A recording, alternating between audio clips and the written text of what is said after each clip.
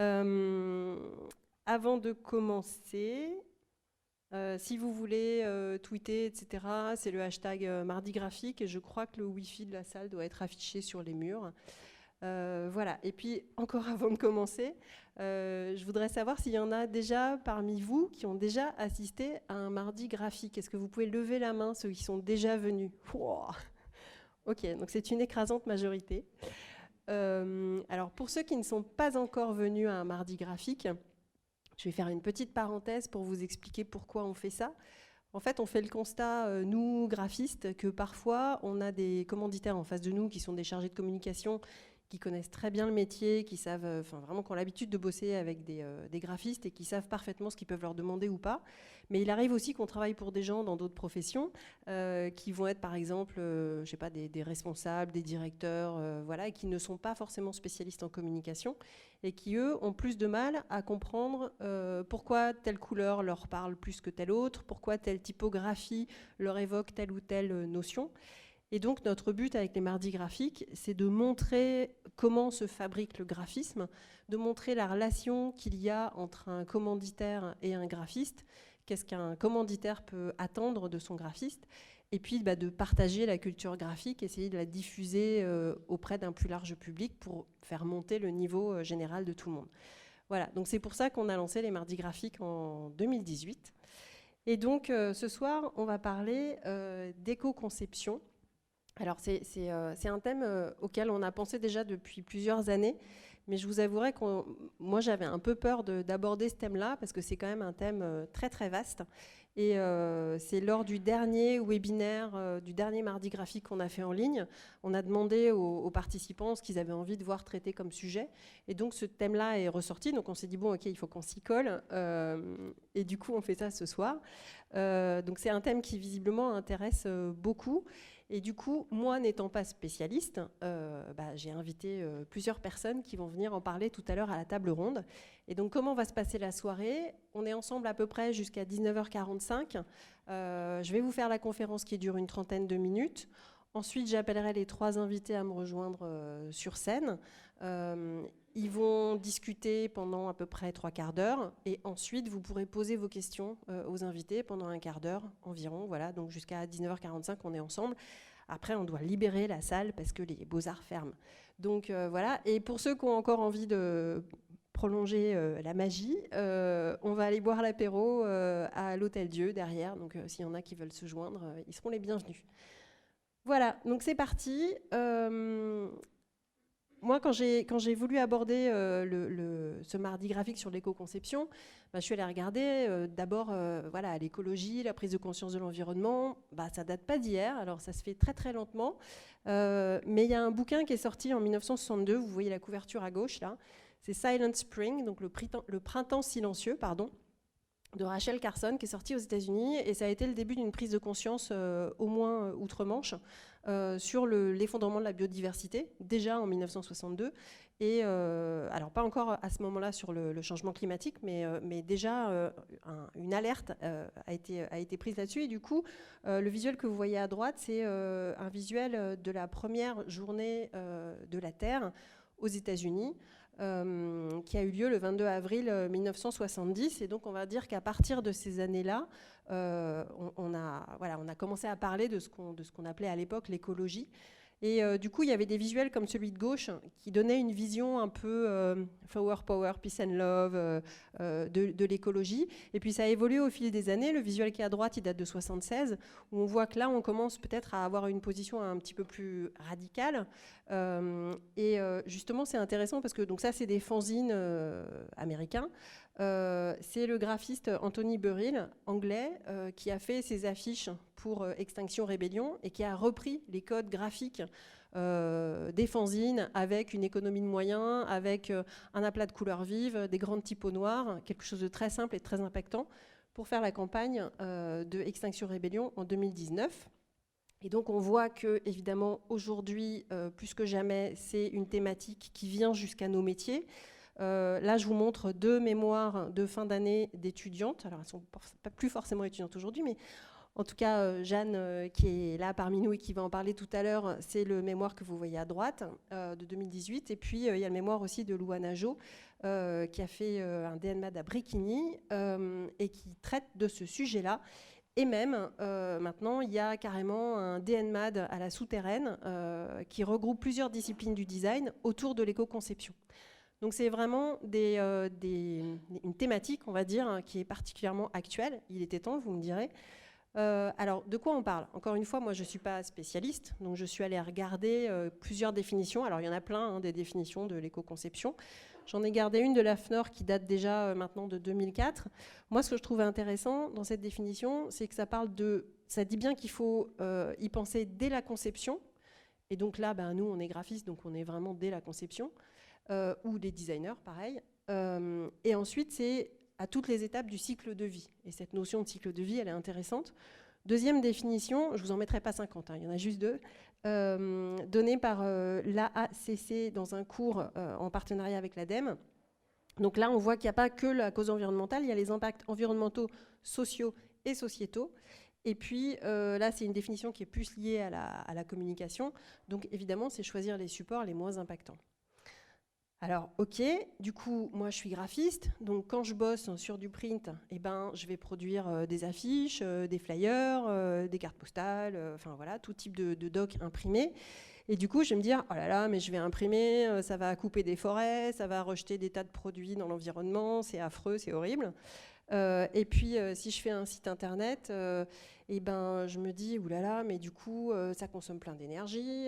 Les gens, ils vont être obligés de jeter leur téléphone portable. C'est affreux. Ça consomme des métaux précieux. Au secours. Donc, qu'est-ce que je fais? Je change de métier.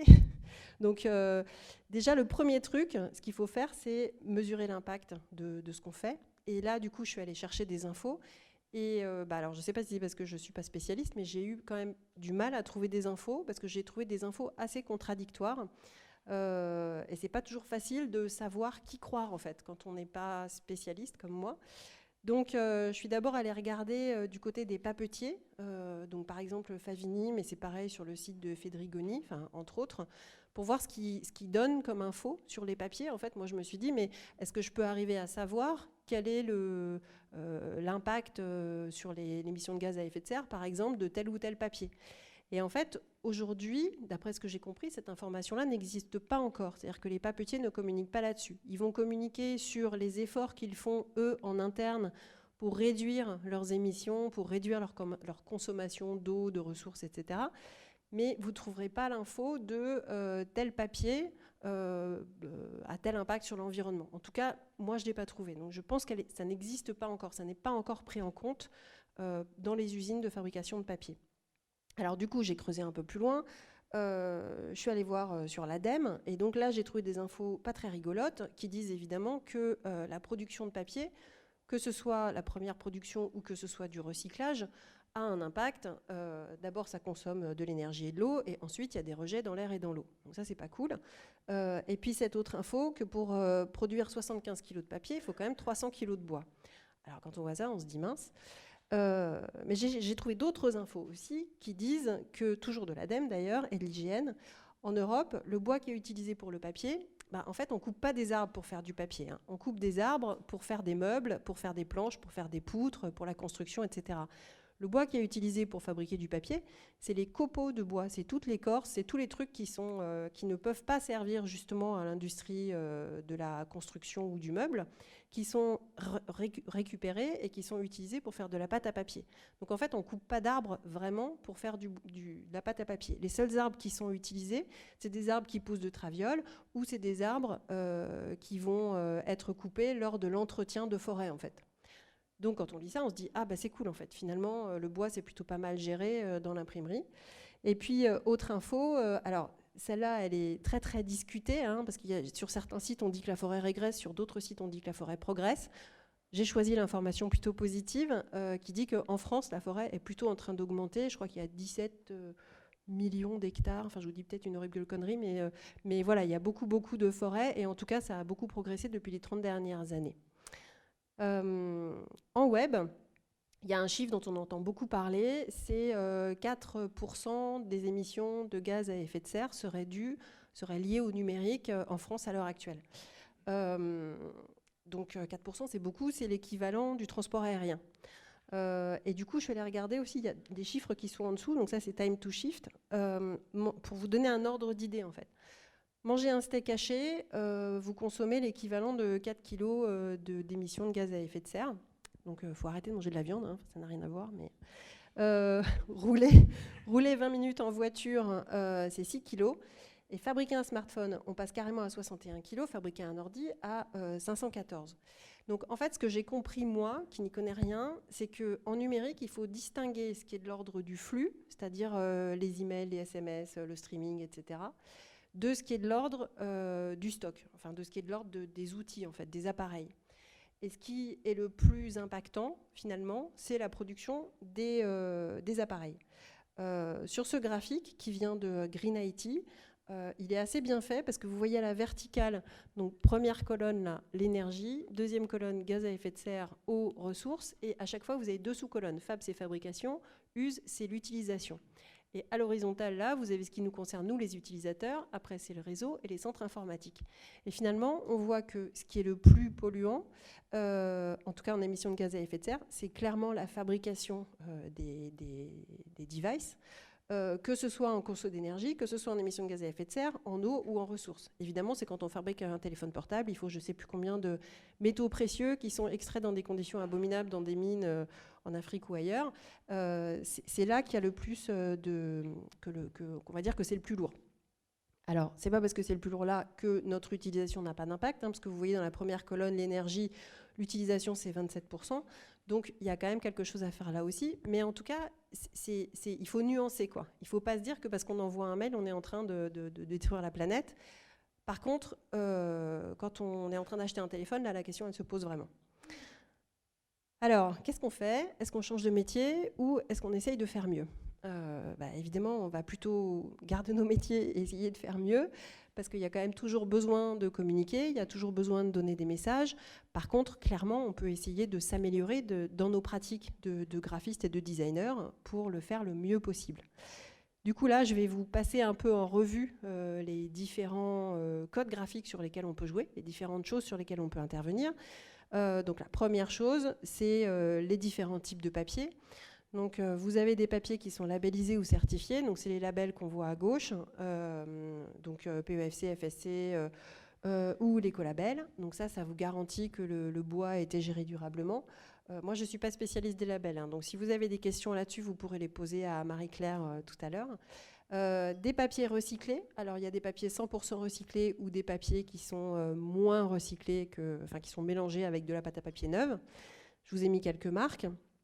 Et puis des papiers alternatifs. Qu'est-ce que c'est que les papiers alternatifs? C'est des papiers dans lesquels on a essayé de réduire la part de pâte à papier et de la remplacer par des choses qui sont collectées dans les déchets. Donc ça peut être des épluchures d'orange, ça peut être des gobelets en carton, ça peut être des algues même. Il y en a un qui est célèbre, c'est Alga carta, c'est des algues qui ont été collectées à Venise pour remplacer une certaine partie de la pâte à papier.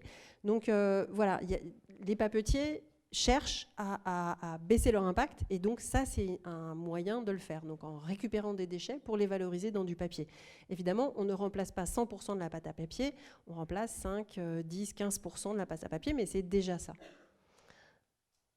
Et l'intérêt de communiquer sur des papiers recyclés ou avec des textures ou des matières particulières, c'est que derrière, sur votre com, évidemment, ça se voit et ça peut permettre de valoriser une texture, un grain, un toucher spécifique avec un beau papier.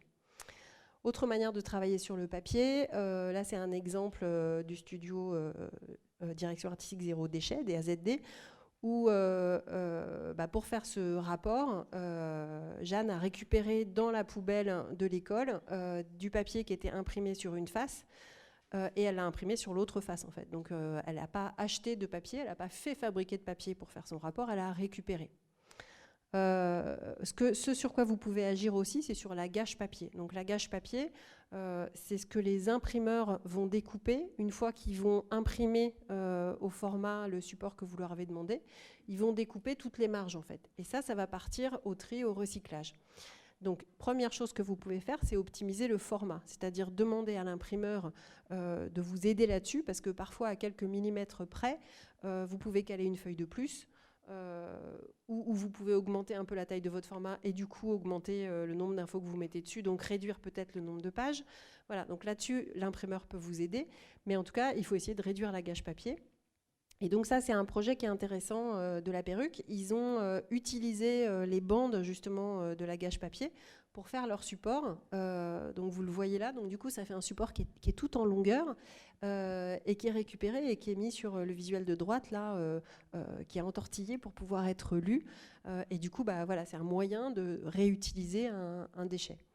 Donc jouer sur les formats et jouer sur la gâche papier, jouer sur le façonnage aussi évidemment. Alors il n'y a pas que les reliures cousues qui sont intéressantes, les reliures métalliques, donc piquées de points ou agrafées, ou les reliures spirales métal. Moi j'ai appris récemment qu'elles peuvent être assez facilement recyclées parce qu'en fait dans les machines qui font le recyclage du papier, elles se détachent du papier et on peut les récupérer relativement facilement et donc les transformer derrière. Alors que la colle, je crois, peut être beaucoup plus difficile à récupérer. Et évidemment, tout ce qui est pelliculage, notamment les pelliculages recto-verso, là, ça rend le papier compliqué à recycler. Voilà. Encore une fois, si vous avez des questions là-dessus, Marie-Claire pourra y répondre tout à l'heure. Sur le façonnage en packaging, le visuel de gauche, c'est essayer d'éviter de mettre de la colle dans le pliage, c'est-à-dire trouver un pliage qui fasse que simplement en assemblant la boîte, on n'a pas besoin de mettre de point de colle. Et sur le visuel de droite, c'est l'idée de faire du gaufrage pour remplacer un ancrage. Sauf que moi, je suis incapable de vous dire s'il faut dépenser plus d'énergie pour gaufrer un papier ou si ça dépense moins d'énergie que d'imprimer avec une encre. Donc voilà, je ne sais même pas si cette information-là existe. En tout cas, moi, je ne l'ai pas trouvée aujourd'hui. Le gaufrage, ça me paraît être une solution pour remplacer de l'encre. Encore faut-il que ce soit moins impactant que le fait d'imprimer, quoi. Quand on parle d'ancrage, évidemment, alors là vraiment sur la création graphique, c'est sûr que mettre des grands aplats de couleurs, c'est pas terrible. Selon les typos que vous allez choisir et selon le graphisme que vous allez choisir, vous allez pouvoir limiter la surface ancrée sur le papier. Donc ça, par exemple, c'est un exemple de créa plutôt sympa avec un assez faible taux d'ancrage. Il y a un projet que vous avez dû voir passer, c'est Sylvain Boyer en 2017 qui a lancé sa marque Eco-Branding. Ça a fait beaucoup parler de soi à ce moment-là. En fait, il a repris les logos hyper connus de Starbucks, Nike, McDo, etc. Et il leur a enlevé de l'encre et il a mis en dessous combien d'encre il économisait en fait. Donc c'était intéressant, enfin, ça a eu le mérite d'attirer l'attention sur ce genre de questionnement. Par contre, je ne suis pas sûre que toutes les marques, dès demain, se mettent à dégraisser leur logo comme ça, quoi. Enfin, c'est un exercice qui est intéressant, mais voilà, ce n'est pas forcément applicable partout, tout le temps.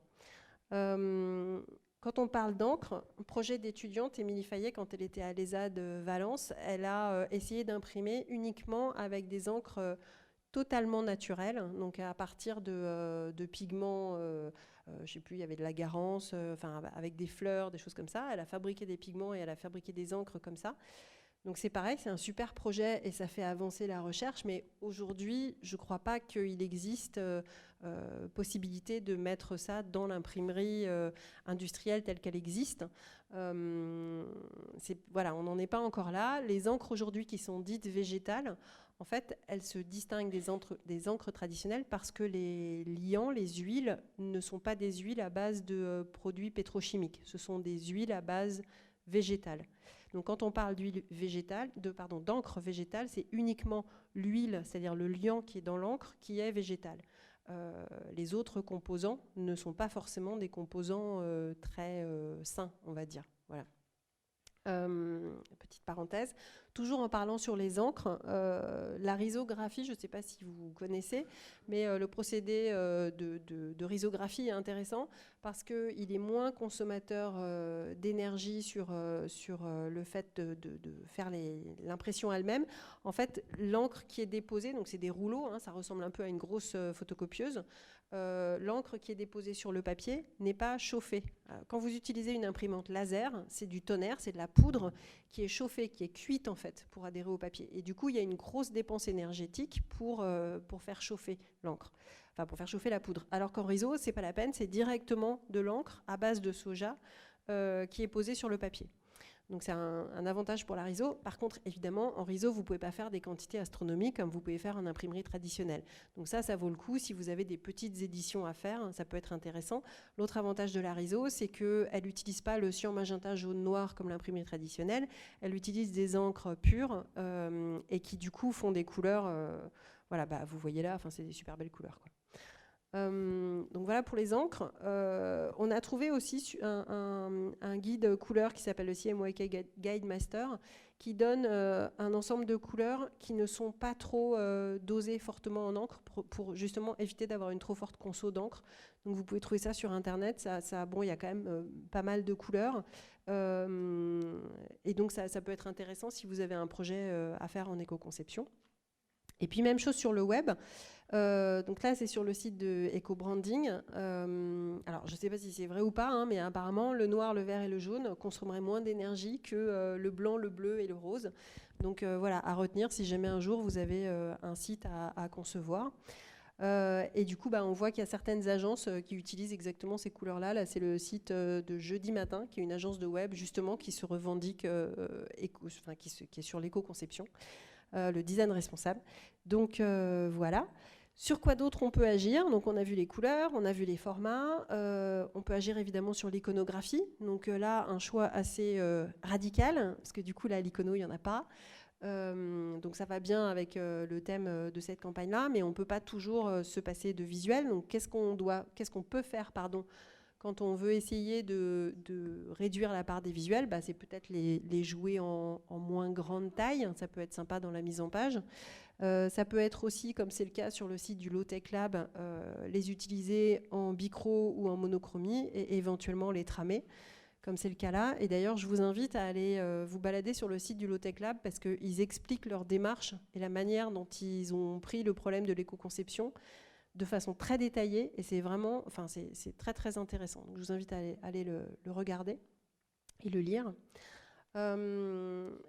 Images, il y a aussi évidemment dans l'iconographie les illustrations. Donc une ILU peut consommer assez peu d'espace. Elle peut être tramée comme c'est le cas ici, ou elle peut aussi être simplement en noir et blanc, comme c'est le cas pour le site, sur tout le travail graphique qui a été fait par l'agence Collins sur Mailchimp, où vous avez des illustrations très originales et qui donnent une vraie coloration, un vrai style, on va dire, à la marque Mailchimp.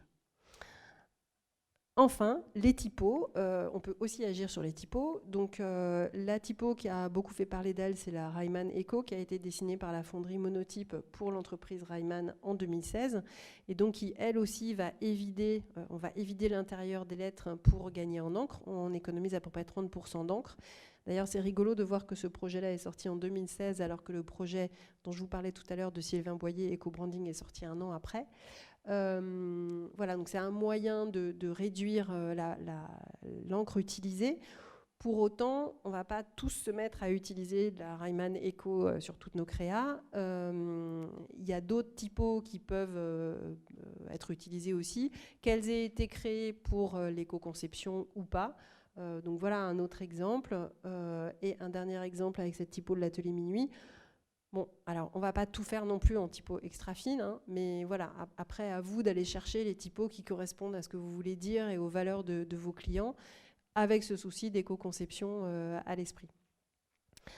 Donc vous l'aurez compris, l'éco-conception, si moi j'ai bien compris tout ce que j'ai vu passer, c'est vraiment un questionnement permanent, c'est-à-dire que c'est tous les codes graphiques qu'on doit questionner tous, de façon à trouver un peu une idée de bon sens adaptée à chaque étape du projet. Voilà, c'est vraiment se poser les questions tout le temps. Du coup, j'ai détaillé un peu les étapes. Il faut penser au cycle de vie. Donc, dès le brief, en fait, quand un client vient vous dire voilà, j'ai besoin d'un rapport d'activité de 150 pages pour une obscure institution, personne ne va le lire, vous pouvez peut-être lui dire « Ah, mais plutôt que de faire un rapport d'activité de 150 pages, est-ce qu'on ne pourrait pas faire, je sais pas moi, une synthèse sur 32 pages et puis le reste, on le met sur un site très simple, très épuré et tout ça, quoi. » Bon, voilà. Faut peut-être questionner dès le brief parce que c'est vrai, on a plein de clients qui n'ont pas ces réflexions-là encore, donc c'est peut-être notre rôle de leur dire « Mais vous êtes vraiment sûr que c'est ça qu'il faut faire ?» Anticiper le recyclage ou la nouvelle vie d'un support, que ce soit print ou web. Donc voilà, c'est se poser les questions de comment c'est relié, quel format, qu'est-ce qui va devenir après et tout ça. Et puis en print, évidemment, je vous en ai pas parlé, mais c'est tout ce qui tourne autour de l'activité du graphiste, c'est-à-dire quel imprimeur vous allez choisir. Est-ce que vous allez prendre un imprimeur au fin fond de la Pologne ou est-ce que vous allez plutôt prendre un imprimeur au fin fond de la Bretagne ? Si vos supports sont distribués en Bretagne, c'est peut-être mieux de le prendre au fin fond de la Bretagne. Comment cet imprimeur travaille ? Est-ce qu'il est labellisé ? Est-ce qu'il s'occupe de trier ses déchets ? Quel tirage vous allez faire ? Souvent, les imprimeurs proposent le 1000 de plus ou le 500 de plus. Est-ce que vraiment ça vaut le coup d'en imprimer 500 exemplaires de plus si vous pensez que de toute façon vous ne les distribuerez pas ? Voilà, c'est toutes ces questions-là. L'emballage aussi, le transport, comment ça va être transporté pour arriver à destination, combien de camions il faut.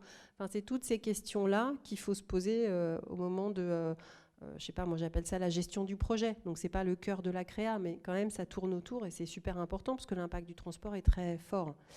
En web, pareil, on en reparlera tout à l'heure, mais quel est le poids, quel est le temps d'affichage, est-ce que c'est vraiment accessible ? Il faut éviter de faire un site web qui ne serait accessible que sur les dernières générations d'ordi, parce que vous allez vous priver de plein de gens, ou alors vous allez inciter les gens qui ont des vieux ordi à le foutre à la poubelle pour en racheter un nouveau.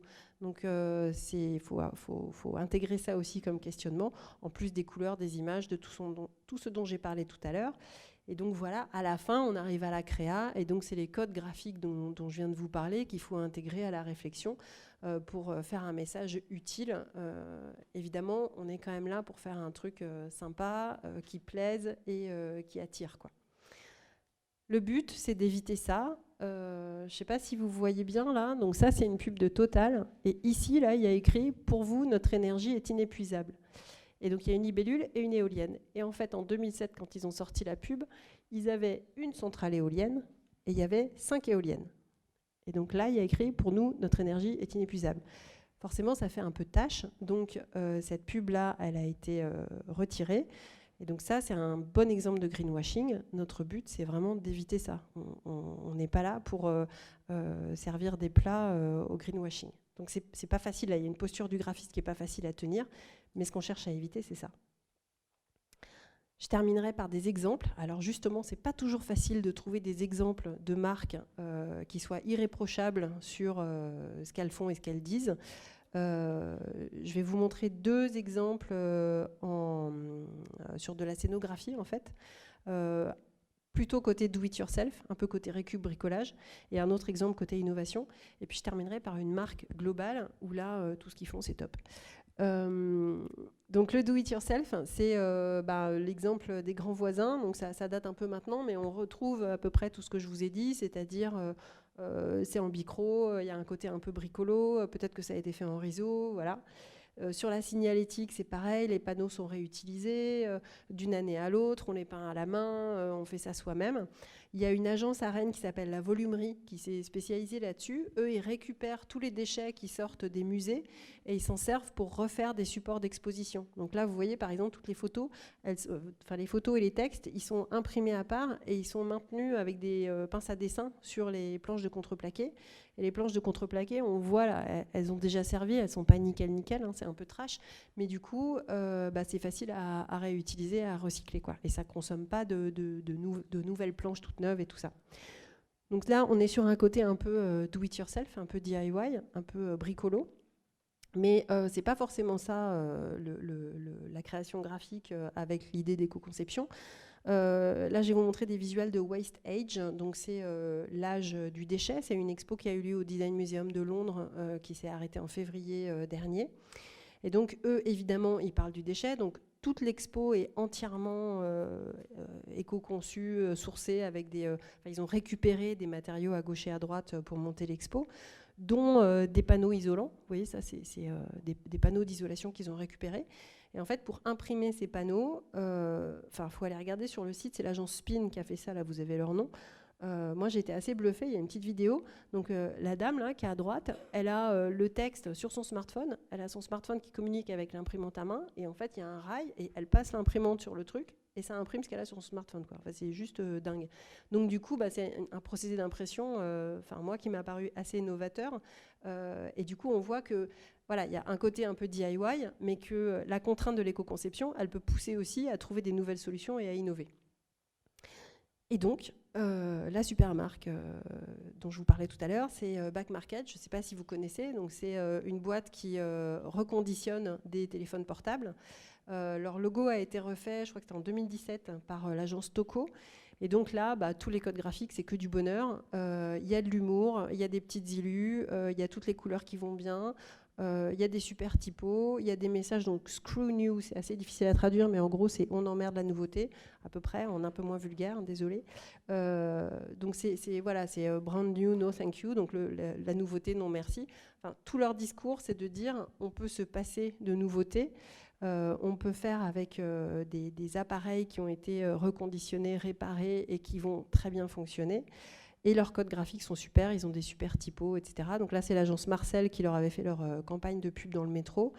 Ça, c'est une campagne qui est un petit peu vieille parce qu'elle date de la présidence de Donald Trump. Donc pour ceux qui ne parlent pas anglais, regardez Donald. Le modèle actuel n'est pas toujours le meilleur. Et celle de droite, c'est comme Jon Snow, ce téléphone est revenu à la vie et c'est vraiment du sérieux. Voilà, donc beaucoup d'humour et tout ça, et en plus des super codes graphiques. En conclusion, je vous invite à aller voir la super vidéo de ethicsfordesign.com. C'est un peu long, ça dure entre 50 et 60 minutes, mais ça montre bien la place que le designer a à jouer, le rôle qu'il a à jouer, le fait qu'il est un peu coincé entre d'un côté sa commande, parce qu'on est tributaire de nos commanditaires, et de l'autre côté ses convictions, on va dire, pour faire du design éco-conçu et pour ne pas polluer, etc. Et donc, c'est vraiment super intéressant. Moi, j'ai adoré. En plus, l'interface est vachement bien faite. Donc, c'est Jeanne qui m'a filé cette référence. Et c'est vrai que c'est un super truc. Allez regarder, ça dure 50 minutes, ça vaut vraiment le coup. Voilà. Donc, le problème, c'est sans doute de créer mieux. Hein. C'est ce que tout le monde dit en ce moment, c'est moins mais mieux. Et puis, c'est Peter Billac, qui est un concepteur de caractère, qui dit « Vous n'avez pas vraiment besoin de tout remplacer tout le temps ». Et donc, je conclurai là-dessus. Si vous devez retenir un truc de la conférence de ce soir, c'est ne jetez pas vos téléphones et vos ordinateurs. On a tous des ordinateurs parce qu'on est tous graphistes. Essayez de les faire, c'est du bon sens, quoi. Essayez de les faire réparer, de prolonger leur durée de vie le plus possible. Voilà, j'en ai fini. Merci.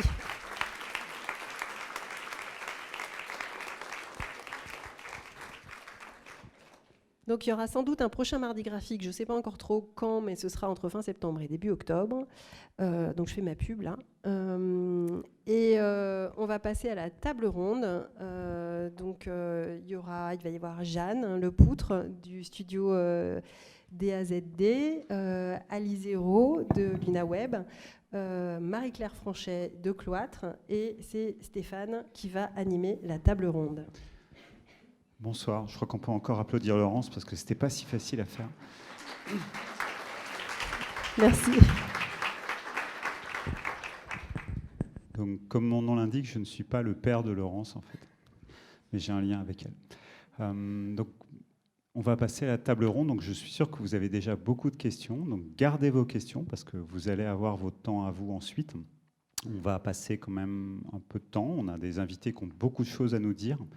On a des invités qui sont sans doute pas forcément tous d'accord et on a vu déjà un certain nombre de points. Oui, vous pouvez vous asseoir, pardon, je manque à tous mes devoirs.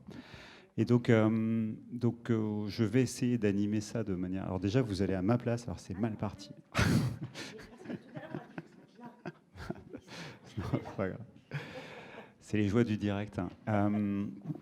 Voilà, donc on va... Ils vont nous dire déjà ce qu'ils pensent de ce qu'ils ont entendu. On va essayer de les faire discuter. On rappelle que l'idée des mardis graphiques, c'est aussi de travailler sur la commande. Hein, c'est-à-dire, on entend des graphistes qui parlent, on entend des commanditaires qui parlent. Et là, on va essayer... Alors, vous allez me dire, il n'y a pas de gens de la commande aujourd'hui, donc on va essayer de parler pour eux aussi. mais on va essayer de comprendre finalement comment s'améliorer. On l'a vu, c'est des sujets qui sont complexes, on peut les traiter par un bout ou par l'autre. On va essayer de voir finalement comment on peut avoir une approche globale avec, je pense, 3 grands professionnels, grandes professionnelles du métier, que ce soit sur l'imprimerie, donc avec Marie-Claire Franchet. Avec Jeanne Lepoutre, on a une agence en fait qui s'est créée autour du zéro déchet, puisque c'est bien le nom, c'est Direction Artistique Zéro Déchet, c'est bien ça le nom de l'agence, donc avec le projet très chouette qu'on a vu tout à l'heure. Et puis, est-ce qu'il faut présenter l'UNAWeb encore? Je ne sais pas. Donc l'UNAWeb avec Alice Zéro, qui va avoir la difficile mission de défendre.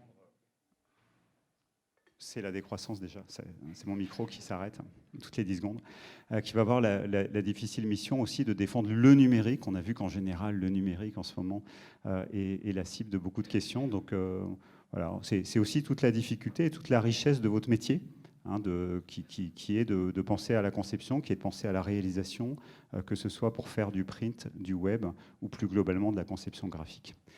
Donc je propose à Marie-Claire Franchet de commencer sur l'imprimerie. Donc on a vu, ça coupe des arbres, ça pose des questions. Ça a aussi, pour ce que je connais moi, énormément évolué récemment. C'est un métier qui a énormément changé par rapport à ce qu'on a pu connaître. Normalement, ça fonctionne, je l'ai allumé. Ouais. Donc merci de prendre quelques minutes pour nous dire ce que tu en penses. Moi, je dis tu, pardon, c'est mon côté relax. Sachant qu'il faut faire la pub, il y a aussi un webinar qui est très bien, qui est fait par Marie-Claire sur ce sujet-là, pour ceux qui souhaitent approfondir. Ok, bonsoir. Moi, je suis la vieille du groupe, là. Je viens de la com, en plus. Avant d'aller dans l'imprimerie, en fait, j'étais en agence. J'ai découvert le monde de l'imprimerie, qui est un monde peut-être un peu vieillot pour certains. Et en fait, depuis que je suis chez Cloître, une vieille dame qui essaye de se soigner, comme je dis souvent, en fait, je suis tombée dans l'éco-impression tout de suite, puisque ça fait 15 ans qu'on fait des webinars ou des ateliers sur cette thématique qu'on appelait éco-impression, et aujourd'hui j'appelle ça éco-conception et éco-impression, parce qu'effectivement, ça ne va pas être l'objet aujourd'hui peut-être du propos, mais la conception de l'opération en tant que telle, de l'opération de communication, est très souvent source, je dirais, de gestion de déchets, d'émanation CO2, etc., qu'on ne soupçonne pas. Alors je prendrai juste un exemple peut-être. C'est une grande banque. Je fais une belle carte de vœux, on s'y prend avant. Le problème, c'est que la direction de la com a oublié une chose, c'est qu'elle n'a pas montré la création au PDG de la banque, qui refuse la carte de vœux et qu'on est obligé de refaire.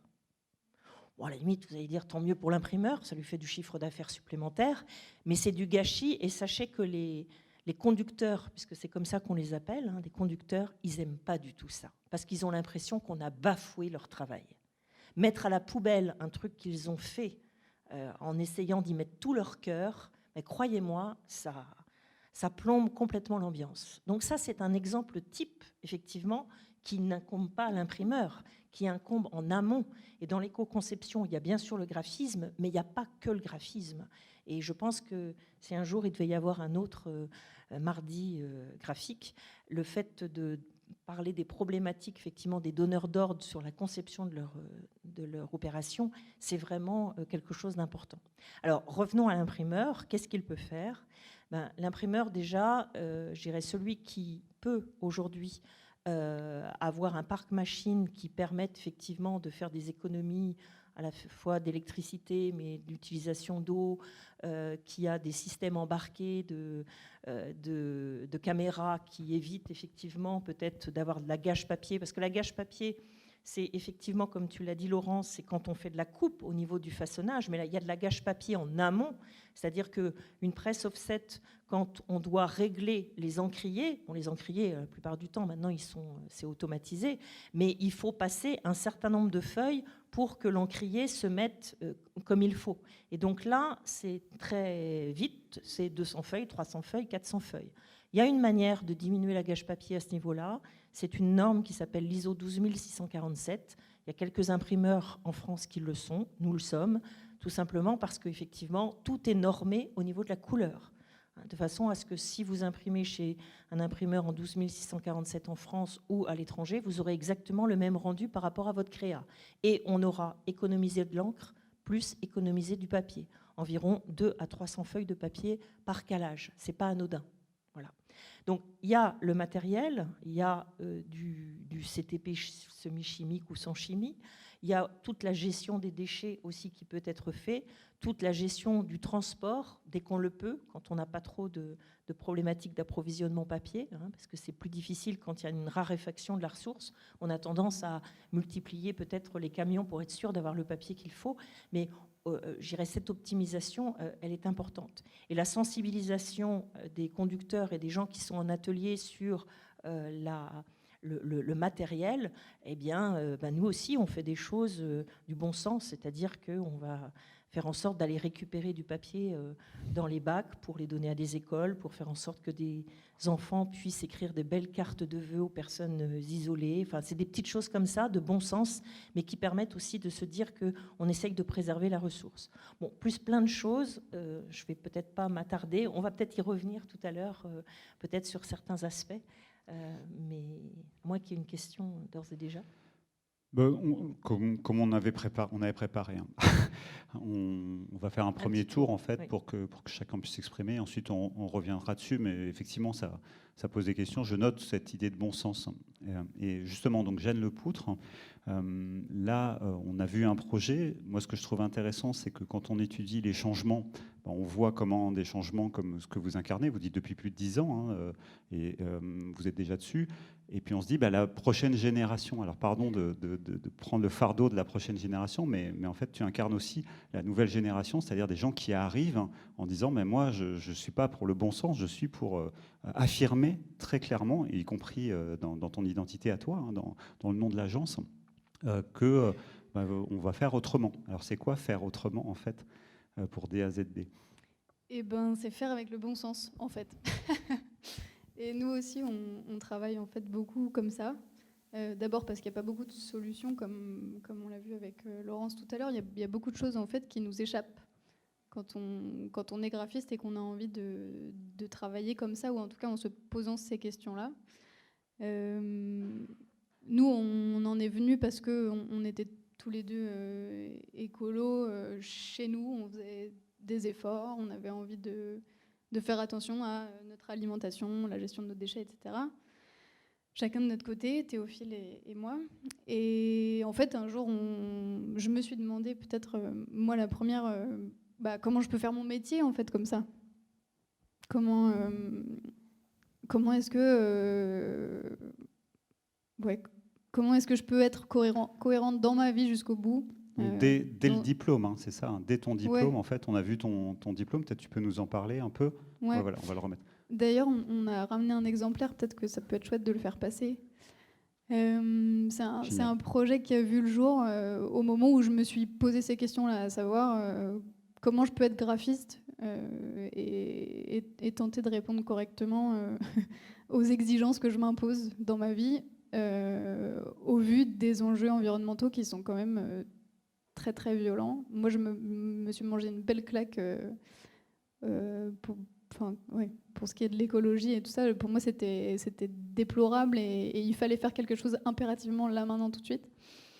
Et du coup, j'ai eu envie de me renseigner à propos de la décroissance, comment c'était et comment je pouvais en tirer parti pour faire mon métier de cette façon-là. Et du coup, c'est un ouvrage qui parle... c'est une série limitée de 50 exemplaires qui parle de la décroissance. Et je suis allée surtout à la rencontre de créatifs, créatives, artistes, designers, etc., qui tentaient dans leur pratique de mettre ça, de mettre ces questions en place et d'y répondre comme ils et elles pouvaient. Et du coup, je voulais que la forme porte le fond. Ça, c'était vraiment le plus important pour moi. Et du coup, à chaque étape du processus de création, je me suis demandé comment est-ce que je pouvais y répondre. Du coup, j'ai commencé par me poser la question du papier. Quel type de papier je vais utiliser ? Et j'ai été un peu trash, c'est le cas de le dire, parce que je suis allée chercher directement dans les poubelles de mon école qui était une école d'art graphique donc à Paris, et dans laquelle on ne faisait pas le tri des déchets. Donc en salle d'impression, les 300 élèves, je ne sais pas combien on était à Penningen, mais les 300, 400, 500 élèves peut-être passaient leur temps à imprimer, et on avait une seule poubelle commune à la fin de ton repas à la cantine, et tes brouillons que tu imprimes quasiment, quoi. Et du coup, j'ai mis en place une collecte. Je pense que c'est probablement le mouvement le plus engagé que j'ai jamais fait de ma vie. Poser une poubelle dans la salle d'impression de mon école. Et en fait, voilà, j'ai envoyé un mail aux étudiants en leur faisant part de ce que j'étais en train de mettre en place, que je voulais récupérer tout ce papier et imprimer dessus. Et ça les a beaucoup choqués, et j'ai reçu beaucoup Enfin, tout le monde était super content, quoi. Ça leur manquait, et en fait, ils se rendaient compte aussi de l'aberration que c'était. Bref. Après ce papier-là, voilà, il y a eu toute la question à savoir quelles encres, à quel imprimeur je vais faire appel, quel type d'impression, quelle technique, comment je choisis mon caractère typographique, sachant qu'on n'a pas du tout les mêmes problématiques si on imprime une affiche, si on crée une affiche, ou si on crée un livre. Notamment, la question de la typographie n'est pas gérée du tout de la même façon, puisque sur un livre, on a tendance à vouloir surtout condenser toutes les informations, alors que sur une affiche, on est beaucoup moins contraint. C'est impressionnant hein, parce qu'on voit qu'il faut aligner le message, le messager et le média en fait. Hein. C'est-à-dire ce que tu dis, comment tu le dis et puis ce que ça incarne. Oui. Je pense qu'on va souvent revenir, alors on va essayer de ne pas tourner autour, hein, mais on va souvent revenir sur cet alignement finalement des choses où on a finalement, qu'est-ce qu'on raconte. Donc là, c'est un texte sur la décroissance. Il y a comment on le raconte et comment on le transmet. Et puis, il y a ce que ça signifie aussi en termes du messager, c'est-à-dire de ce que toi, tu voulais dire. Et du coup, tu es passé ensuite à l'action aussi en se disant comment je vais aider les autres à faire la même chose. C'est ça l'agence en fait, des AZD, c'est comment je peux aider d'autres à avoir ce même alignement. Je n'ai jamais pensé à ça, mais oui, absolument. Je suis consultant, c'est mon job. Oui, il y a de ça. Ouais. Ok, merci. Alors, on va continuer avec Alice Zéro. Si c'est bon pour toi, Alizé, donc tu sais, il faut bien mettre le micro comme ça sur le truc. Ouais. Il ne bouge plus. Donc moi, LunaWeb, je connais bien, j'adore, je suis un gros fan de LunaWeb, notamment sur... Vous êtes aussi des activistes, alors ça fait un peu plus longtemps. Vous êtes activiste, moi je vous connaissais surtout sur la partie expérience utilisateur, donc design, conception, on est dedans. Hein, donc l'éco-conception chez LunaWeb, est-ce que c'est quelque chose de complètement nouveau, complètement à part? Est-ce que c'est finalement un nouveau paquet autour de quelque chose que vous faisiez déjà? Voilà, est-ce que tu peux nous en dire plus, Alice Zéro? Alors, en fait, nous, chez LunaWeb, oui, on est engagé sur plein de sujets. Et l'écologie, notamment, ça fait partie des valeurs de toute l'équipe, en tout cas de beaucoup de monde à l'agence. Ça a commencé déjà il y a quelques années. On parlait tous d'écologie, de nos pratiques au quotidien, de nos bonnes pratiques. Il y a eu des ateliers mis en place en interne, justement, pour amener ces bonnes pratiques-là et se les partager. Donc, on a pas mal de gens qui ont des potagers, on se partageait les fruits, les légumes, on ramenait plein de choses comme ça à l'agence, on regardait des films, notamment le film Demain, qui est assez connu sur le sujet, et on s'est partagé plein de recettes, de slow cosmétiques, etc. Et puis on s'est dit à un moment, il faut aller plus loin, et comment on peut amener ces bonnes pratiques dans notre quotidien professionnel. Donc comment on peut faire rentrer ces bonnes pratiques-là dans le numérique. Et nous, en tant que concepteurs de services numériques, quel rôle on peut jouer pour demain amener cette facette-là de notre métier et la rendre beaucoup moins énergivore que ce qu'on peut faire. Donc c'est encore en cours, il y a plein de choses, on est toujours en train d'apprendre et de se former au quotidien, de mener des ateliers, on fait des podcasts sur le sujet. Donc voilà, il y a encore plein de choses à faire et plein d'apprentissages, mais c'est vrai que c'est quelque chose qui nous anime tous et toutes à l'agence. Et en plus de ça, parce qu'aujourd'hui, on se rend compte que le numérique a un vrai impact, chose qu'on ne pensait pas il y a quelques années de ça. C'est vraiment mis à la lumière il y a pas si longtemps que ça, on va dire, Donc on s'est dit qu'il fallait qu'on ait un rôle en tant que concepteur de services numériques là, et ce, dès la première étape du cycle de vie. On en a parlé pas mal. Il faut que dès cette première étape du cycle de vie-là, en fait, c'est cette première étape-là qui est la plus importante.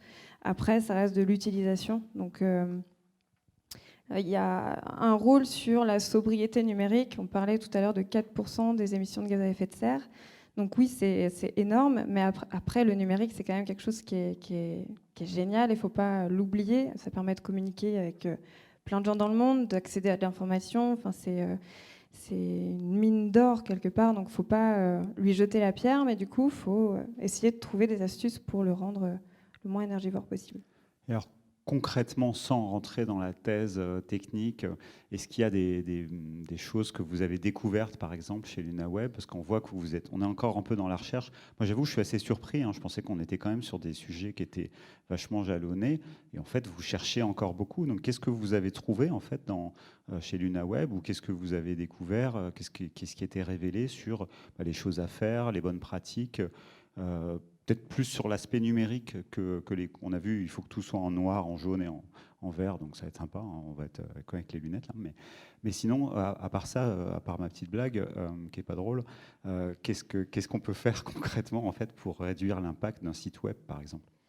En fait, contrairement à ce qu'on pense, il n'y a pas que le graphisme qui va permettre d'économiser de l'énergie. En fait, c'est même bien avant le graphisme. Le graphisme, c'est un petit pas dans tout ça. Le principal, c'est la conception. Et en fait, il faut énormément de pédagogie avec nos clients pour, quand ils parlent d'un site éco-conçu, eh bien qu'on leur dise qu'il va falloir faire des choix un peu drastiques, qu'on peut tous autoriser quand même, mais que oui, forcément, des choix à faire sur le nombre d'images qu'on va mettre sur un site web, parce qu'on sait qu'un site web, on va dire que les images qu'il y a sur une page ou un site, c'est 44% du poids de la page. Donc quelqu'un qui va venir nous dire je veux un site web éco-conçu, mais je veux mettre tant d'images, ben oui, mais non, il va falloir faire des choix. Et c'est ça qui est le plus difficile, et c'est là-dessus où il faut, en amont, creuser le sujet pour ce qu'on appelle, nous, éliminer l'essentiel, tout ce qui n'est pas essentiel. Donc écrémer toutes les fonctionnalités dont on n'a pas besoin et que pourtant le client souhaite avoir parce qu'il a payé un certain budget et qu'il se doit de repartir avec un site qui soit assez obèse. Et donc une question nous qu'on se posait un peu naïvement, c'est est-ce que ça vaut plus le coup de partir de templates? Je fais un très mauvais parallèle. On récupérait des chutes ou des choses dans la poubelle, etc. Est-ce que récupérer un template, ça consomme moins ou il vaut mieux repartir de zéro? Je fais exprès, je pose la question de la personne qui s'y connaît le moins de la salle, c'est moi en fait. Alors non, nous, on ne récupère pas. En fait, le terme optimiser ou récupérer, c'est déjà de base pas de l'éco-conception en numérique, parce que optimiser, ça vient après. Donc récupérer, c'est pareil. Il faut vraiment le penser en amont. Et en fait, c'est en amont qu'il faut déjà se poser toutes ces questions. C'est pas après. Donc c'est vraiment la première étape, c'est justement ne pas récupérer. Et si je reviens sur la notion de template ou de site statique ou autre, en fait, on s'interdit rien. C'est comme en design, on va rien s'interdire. Par contre, il faut faire en fonction de son besoin. Donc si demain, il y a un site qui a une petite landing page qui est mis à jour 2 à 3 fois par an, il faut aller vers le site statique si on veut un site éco-conçu. Par contre, et ça dépend aussi de la personne qui va le mettre à jour, si la personne ne sait pas du tout mettre les mains dans du HTML, CSS, etc., évidemment, il va falloir une sorte de CMS, c'est-à-dire au moins un agrégateur de contenu derrière, qui lui va générer des pages statiques, et ça va éviter des requêtes aux bases de données. Alors là, je parle un peu technique, et même moi, je m'y perds, donc voilà. Mais en tout cas, il ne faut pas repartir de templates pour les optimiser. Après, si on a WordPress sous la main et qu'on sait qu'on a du blog et des actualités à mettre en place très régulièrement et à modifier, on peut partir sur du WordPress. Et WordPress a des sites qui sont très légers, a des thèmes qui sont très légers. Et ils ont même des thèmes éco-conçus. Il y a EcoCoded, donc on peut aller voir sur ce genre de thème-là. Très clair, pour moi en tout cas, qui ne comprend rien. J'ai une question un peu pour toutes les trois. Là, je vous sens très engagé. Alors, c'est un biais, c'est pour ça que vous êtes là. Mais est-ce que c'est différenciant? C'est-à-dire, vous êtes toutes les trois dans une activité économique. Hein, on vous demande des résultats, il faut vous gagner votre vie. Peut-être vous avez des concurrents même, c'est terrible. Donc, est-ce que c'est différenciant? Et en quoi c'est différenciant ce que vous cherchez à faire? On pourrait imaginer que vous faites des économies pour ce qui est en tout cas de l'imprimerie, peut-être que vous faites des économies grâce à l'éco-conception, donc des économies de coûts. Mais sinon, est-ce que c'est différenciant? Est-ce qu'on vous le demande? Est-ce que c'est vous qui le proposez? Et est-ce que c'est vraiment un élément où les gens disent ah, je vais prendre Cloître, ou je vais prendre DAZD, ou je vais prendre LunaWeb parce qu'ils font de l'éco-conception?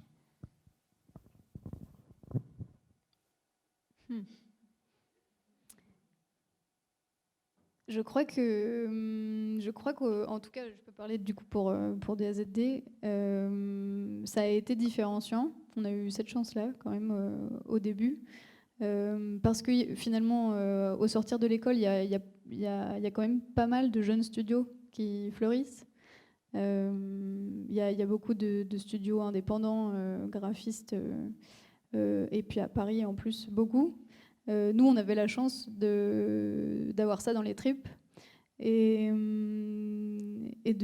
du coup de ne pas se présenter comme un studio de plus et d'avoir cette patte qui nous était propre et qu'on incarnait, je crois, en tout cas, qu'on incarnait un peu et qui était authentique.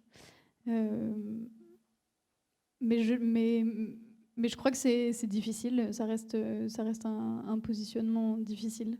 Surtout quand on est radical. Difficile à faire gober aux clients. Client, si tu nous écoutes, gobe. Bien sûr, ouais, il faut le vendre. Concrètement, ça se passe comment? Ils viennent parce qu'il y a marqué zéro déchet et ils sont dans une démarche de dire on a vachement réfléchi et ça suffit, on veut faire différemment? Ou ils viennent parce qu'ils trouvent ils cherchent un concepteur graphique et en gros, en anglais, on dit est-ce que c'est un must-have ou est-ce que c'est un nice-to-have? C'est-à-dire est-ce que c'est quelque chose en plus où ils disent cool, tant mieux si c'est éco-conçu, mais on va quand même pas trop négocier sur d'autres choses? Ou bien est-ce qu'ils viennent vraiment que pour ça parce qu'il y a cette spécialité, encore une fois, qui est marquée dans le nom, hein, donc. Ouais. Alors ça a beaucoup changé en 4 ans. Au début, on venait nous voir pas du tout pour ça. D'ailleurs, l'éco-conception dans le graphisme, personne ne savait ce que c'était. Et on devait beaucoup se justifier. Alors oui, en fait, on va vous expliquer. Nous, on se positionne comme ça pour telle et telle raison. Il fallait tout expliquer, tout justifier. Et maintenant, c'est marrant parce qu'on nous demande de faire des bilans carbone à tire-larigot, donc c'est assez étonnant. Mais du coup, non, on nous pose la question. Enfin, c'est plutôt nous qui proposons ça, je dirais. Avec le temps, petit à petit, on vient nous chercher spécifiquement pour ça. Mais je vous disais que c'était difficile de faire gober ça aux clients parce que on sent même, nous, qu'on a un positionnement qui est toujours plus radical que les clients et les commanditaires eux-mêmes, même quand eux sont déjà engagés. J'ai le souvenir d'un projet qu'on a fait pour Europe Écologie Les Verts. On peut quand même faire difficilement plus au clair avec ces valeurs-là.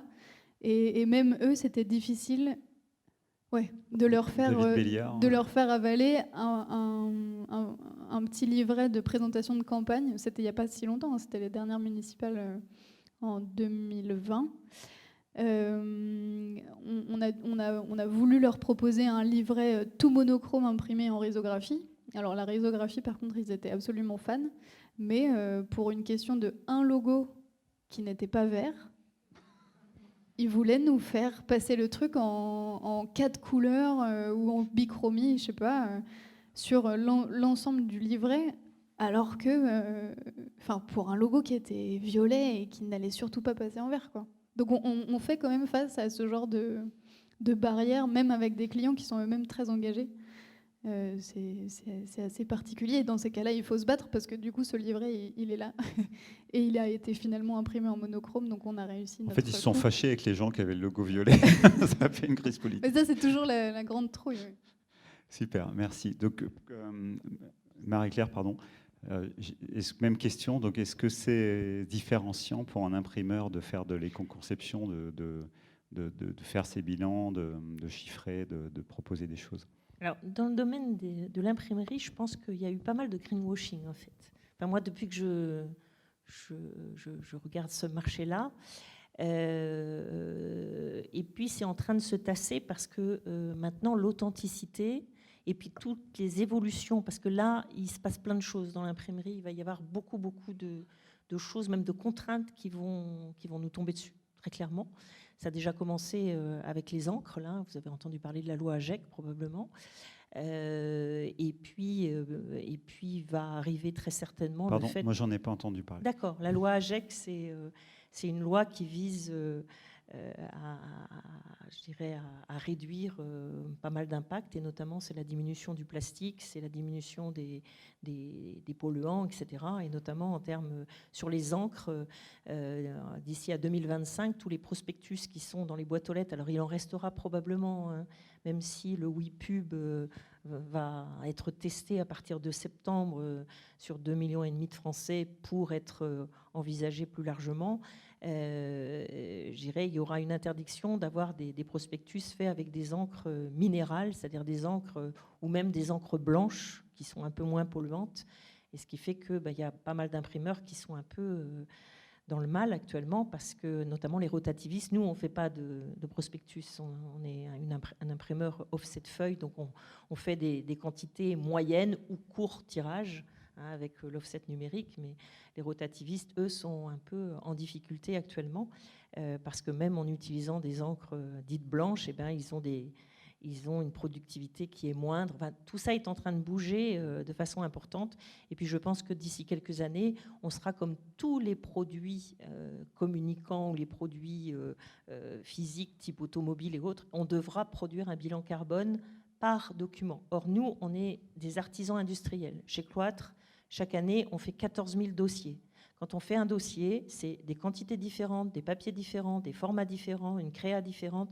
Donc, on n'est pas comme Loïc Hénaf, par exemple, qui met ses lignes de produits avec ses boîtes de pâté. Hein, c'est la même recette et puis il en fait 10 000 ou 15 000. Nous, à chaque fois qu'un conducteur prend un nouveau dossier, c'est quelque chose de complètement différent de ce qu'il a fait précédemment.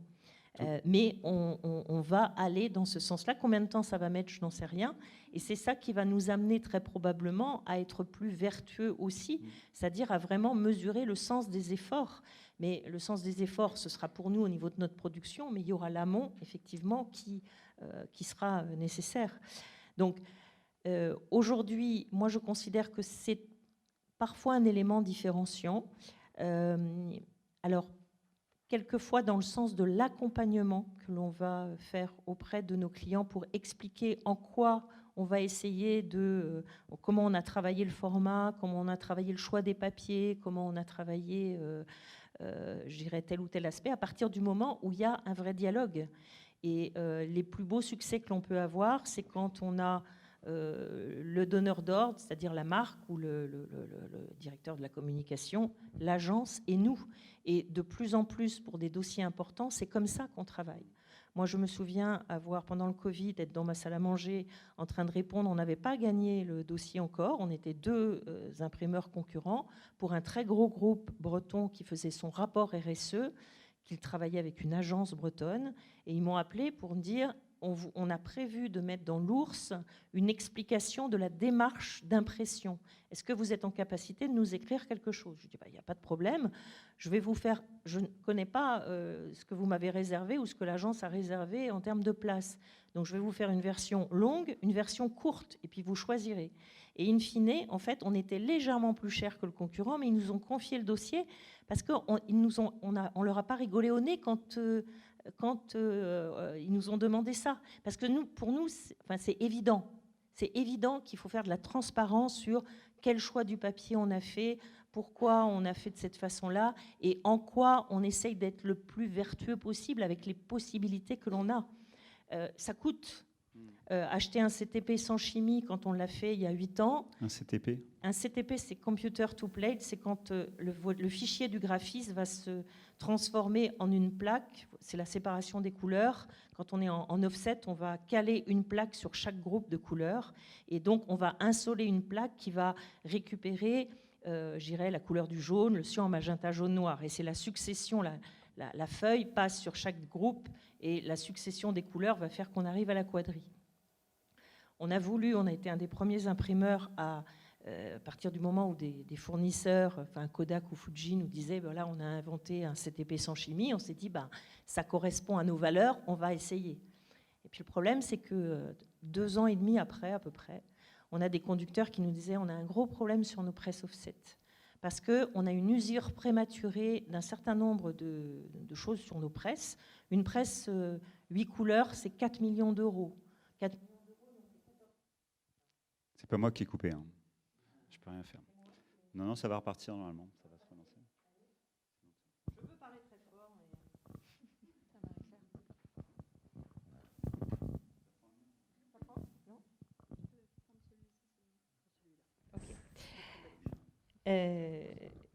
Donc 4 millions d'euros, c'est pas anodin quand on fait un chiffre d'affaires de 14 millions d'euros. Hein. Vous imaginez, il faut amortir la presse. Et en fait, cette usure prématurée, donc Heidelberg, enfin, les fournisseurs sont venus voir, etc. Et en fait, on s'est rendu compte que le fait d'avoir investi dans un CTP sans chimie avait des effets néfastes sur la presse, parce que techniquement, il y avait des trucs qui n'allaient pas. Donc on a été obligé de revenir en arrière, c'est-à-dire de réinvestir dans un CTP semi-chimique pour développer nos plaques. Donc vous imaginez bien que investir, revenir en arrière, d'abord c'est pas fun, mais on était obligé de le faire parce qu'on avait voulu suivre les idées de nos fournisseurs, être les premiers, mais ça ne nous a pas réussi. Donc là on est sur du semi-chimique et là on est en train de tester de nouveau des choses parce que le progrès nous permet d'avancer. C'est ça qui est important aussi dans nos domaines, c'est il faut qu'on suive, il faut qu'on soit en veille.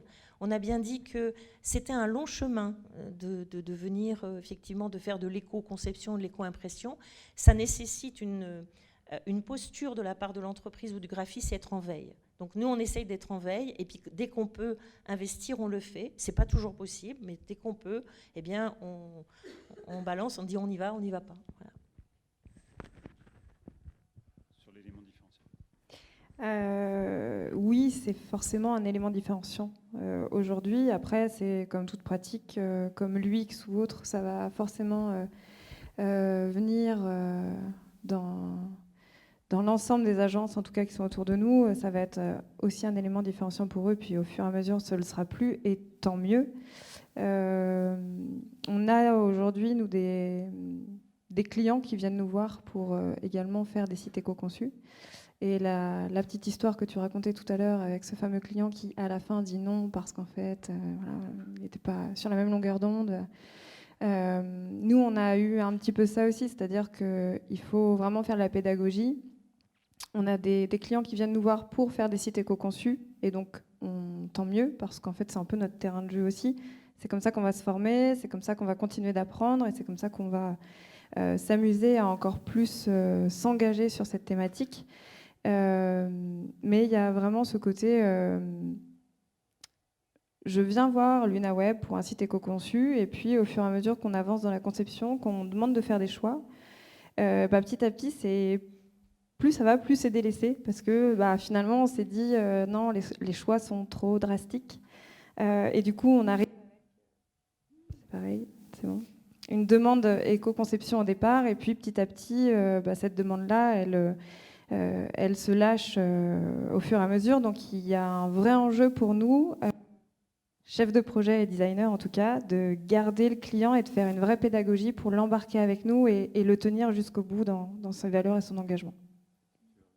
Oui, ça me fait penser qu'effectivement c'est un peu notre rôle aussi. Je parlais de ça avec Théo tout à l'heure, de réinventer les images qu'on donne à voir. Et tant que ce ne sera pas sympa, les clients n'iront pas en fait. On essayait de vendre à un client il y a encore une semaine une plaquette full noir et blanc, parce que c'est un client qui est venu nous voir expressément parce qu'on était spécialiste de l'éco-conception. Et in fine, ils vont imprimer une quadrichromie parce que soi-disant, des images en noir et blanc, c'est trop dur. Et on se rappelait que juste il y a 40, 50 ans, tous les prints étaient en noir et blanc, ça ne dérangeait personne. Et simplement, on a complètement changé nos référentiels. Et tout ça, c'est un peu notre job aussi, je pense, aujourd'hui, de redonner au goût du jour. Merci. Ben, justement, alors, on va vous donner la parole dans 3-4 minutes, donc préparez bien vos questions.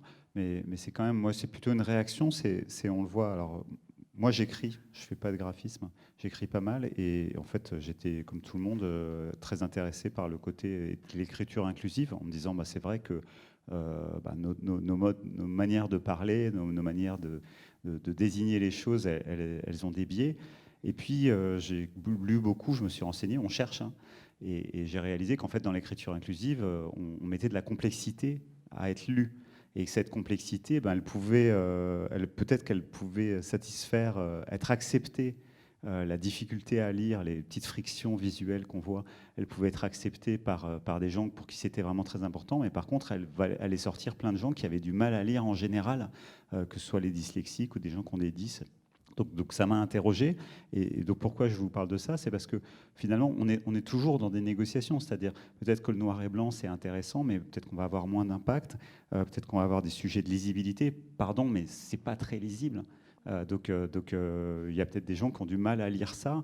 Et donc, est-ce que finalement, le graphiste, il n'est pas là d'abord pour que ce soit lisible et pour que le message passe? Donc, ma question est super pénible, je sais, mais je pense que c'est quand même important. C'est-à-dire, comment vous faites des négociations un peu là-dessus, et est-ce que vos clients, le dialogue avec vos clients, parce que c'est aussi ça qu'il faut évoquer, est-ce qu'il n'est pas aussi naturel d'arriver à une sorte de compromis qui n'est pas peut-être aussi radical qu'on le voudrait, mais qui va être aussi un peu du bon sens, hein, puisqu'on est dans le bon sens, donc je ne sais pas si c'est une affirmation ou une question de ma part, mais comment vous discutez de ça? C'est peut-être ça là-dessus qu'on peut sortir vers le haut, c'est comment vous évoquez ça, comment vous discutez de ça entre vous et avec vos clients. En fait, c'est quoi l'espace de dialogue? Et puis pour terminer, on a compris qu'il fallait que vous parliez aussi ensemble, c'est-à-dire aux différentes étapes, et que c'était essentiel pour éviter de saucissonner et de rajouter finalement des contraintes et au final de ne pas fonctionner. Donc je ne sais pas qui a envie de prendre cette question très compliquée. Moi, je pense qu'on ne peut pas avoir raison avant les autres. C'est-à-dire qu'on a un interlocuteur devant nous.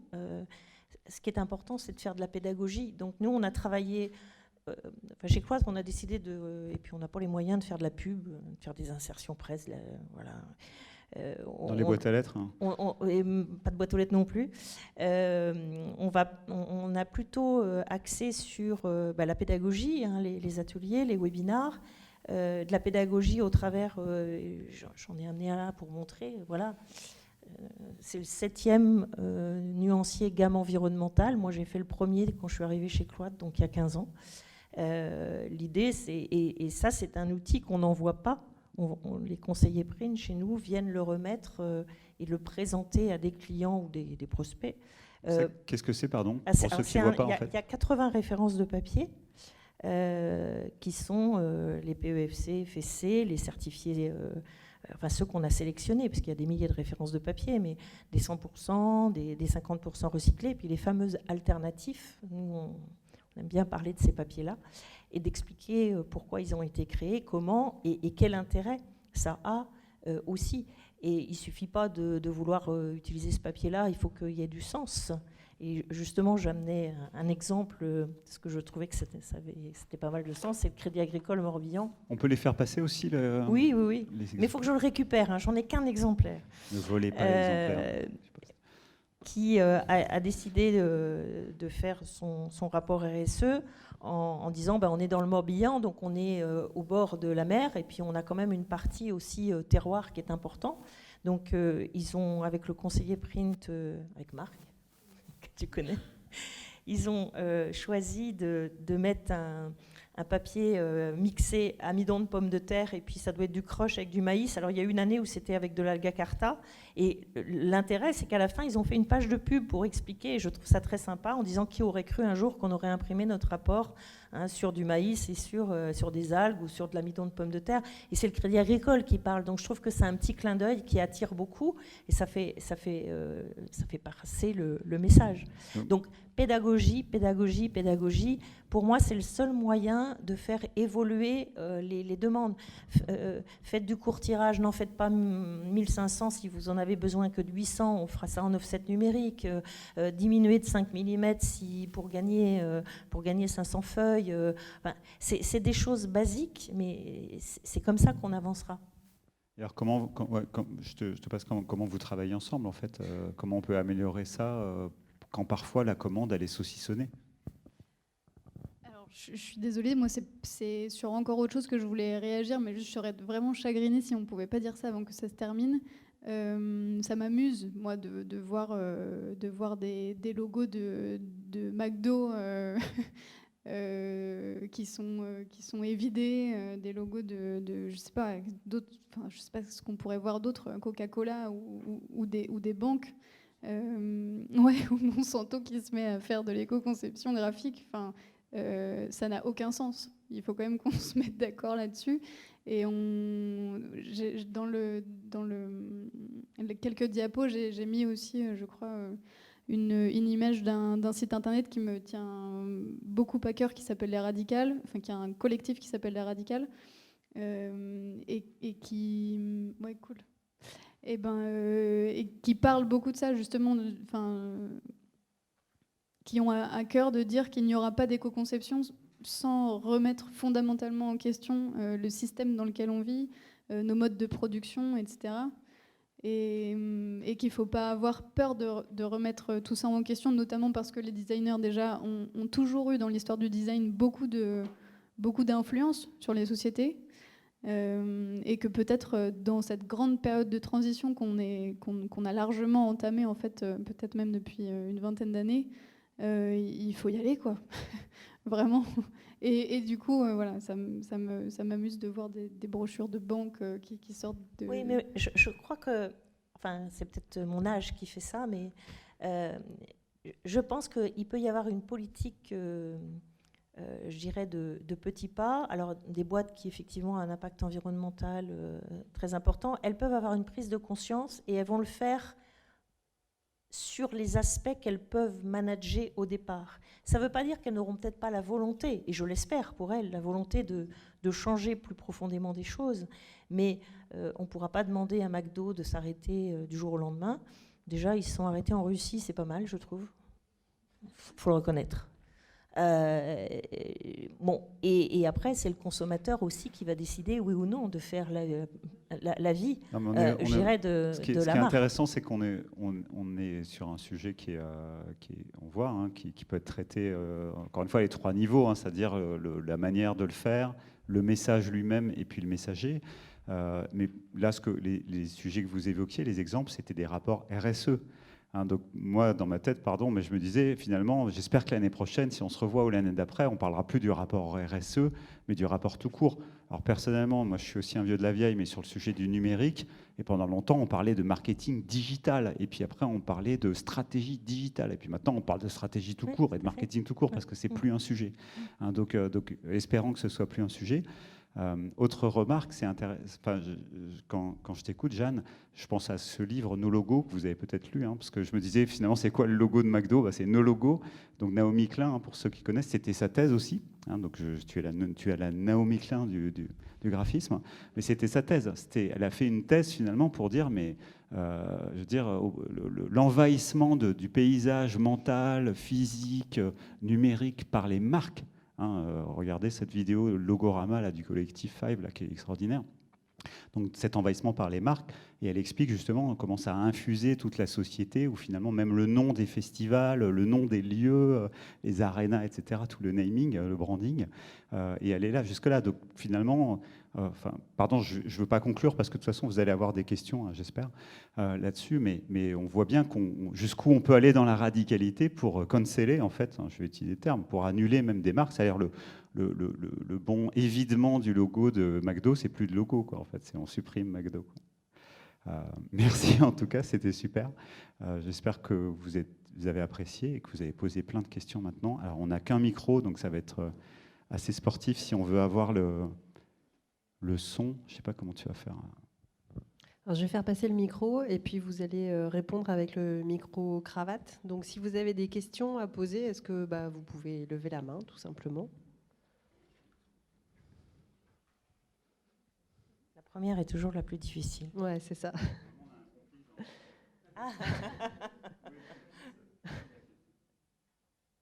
Moi, je veux bien poser une première question parce que c'est vrai que c'est ce qu'on disait tout à l'heure, Marie-Claire. Moi, j'aimerais bien qu'on puisse me dire en tant que graphiste, voilà, quand tu fais un doc de 32 pages format A4, ça consomme tant.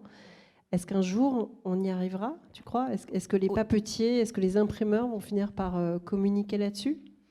Alors, pour les fréquenter depuis un petit moment, les papetiers, ça reste encore très opaque. Ouais. Pourquoi? Parce que la pâte à papier, c'est pas eux forcément qui la fabriquent. Hein. La pâte à papier, elle peut être fabriquée dans différents pays et puis arriver en Italie ou arriver en France ou arriver. C'est comme une recette. Hein. Ils prennent aussi des pâtes à papier, je dirais, avec différentes essences, etc. pour fabriquer. Donc là-dessus, moi, j'ai beau essayer d'avoir des infos, j'ai du mal à en avoir. Déjà, nous, le fait de leur demander où est fabriqué le papier, parce que sur nos nuanciers, on veut noter si il est en train de se balader, là, actuellement, on note l'endroit où est fabriqué le papier, le pays. Et bien, déjà, pour avoir ça, eh bien, j'ai passé du temps. Ouais. Moi, il me faut 1 an pour faire un nuancier éco-impression. Mais surtout que on a la fabrication du papier en lui-même, mais il y a aussi l'approvisionnement des fibres elles-mêmes qui sont pas forcément. Ça, on saura jamais. Moi, ça me rend dingue. Ça me rend dingue parce que effectivement, on demande des bilans carbone de papier, quoi. On en rêve. Oui. Alors, je dirais la seule chose qu'on peut savoir au niveau du papier, c'est que effectivement, quand c'est un papier qui a un label PEFC ou FSC, c'est un élément de traçabilité. C'est-à-dire qu'on sait que l'arbre qui a été coupé, alors qui a aussi bien servi, qui va être vendu pour partie chez Leroy Merlin pour faire du parquet ou chez Gauthier pour faire du meuble, et puis les écorces, effectivement, ont servi à fabriquer la pâte à papier. Là, il y a un élément de traçabilité, et les imprimeurs qui sont certifiés PEFC ou FSC, là, on est contrôlé. Nous, on est contrôlé 1 fois par an. On a un cabinet qui s'appelle FCBA qui vient prendre tel dossier et puis qui regarde les différentes factures et qui remonte jusqu'à effectivement à la forêt où a été produit le papier. Et PEFC, FSC, il y a des programmes de reforestation, etc.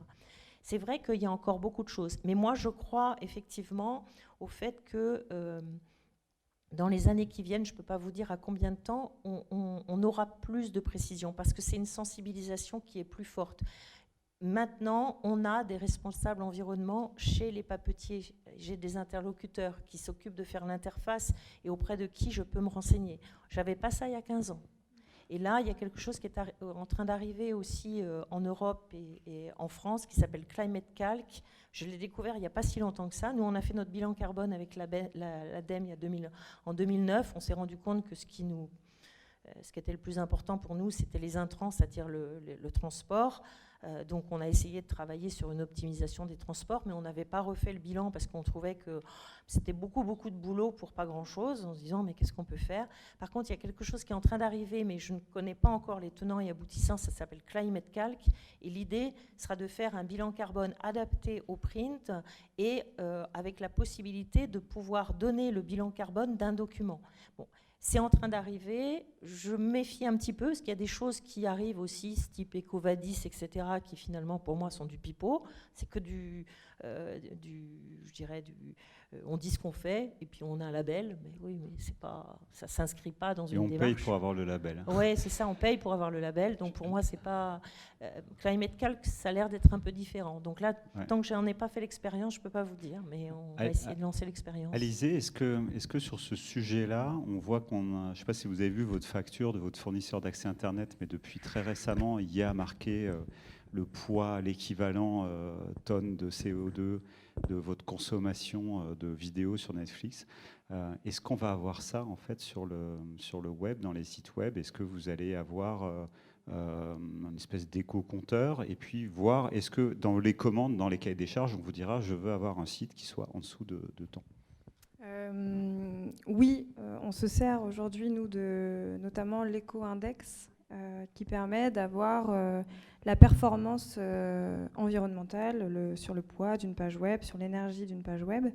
Alors après, voilà, faut faire attention en l'utilisant parce qu'il y a des petits leurres quand même, mais ça nous permet en tout cas d'analyser la page et de se rendre compte de son empreinte carbone quelque part. On va pouvoir analyser en fait grâce à une note, donc soit la note de A à G en étant G la plus mauvaise, une note sur 100, et puis on va pouvoir calculer le nombre de requêtes qui sont faites jusqu'au serveur, le poids de la page et la taille du DOM. Donc le DOM, c'est tout ce qui représente le HTML, donc le contenu de notre page. Et avec ça, on va pouvoir du coup analyser le parcours d'un utilisateur et on va pouvoir savoir quelle est sa note éco-index et comment l'améliorer du coup. Donc ça va nous permettre de le faire. Ouais, c'est plus facile de mesurer en web qu'en print en fait. Oui. Est-ce que vous avez des questions? Parce qu'on est en train de bogarter le micro, mais...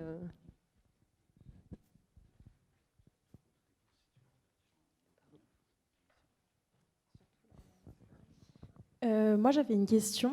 Je suis graphiste dans une grosse entreprise qui fait de l'industrie. Et le côté éco-conception m'intéresse beaucoup.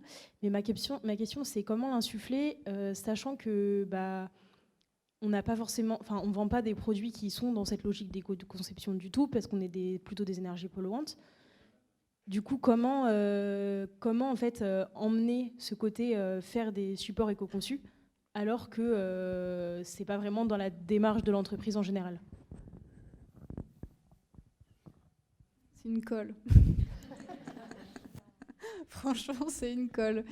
Non, je pense que là, on peut rejoindre l'avis de Marie-Claire à propos des petits pas, des petites choses à faire. Je sais pas quel type, c'est difficile de répondre aussi parce que je sais pas quel type de support vous sortez, je sais pas quel type...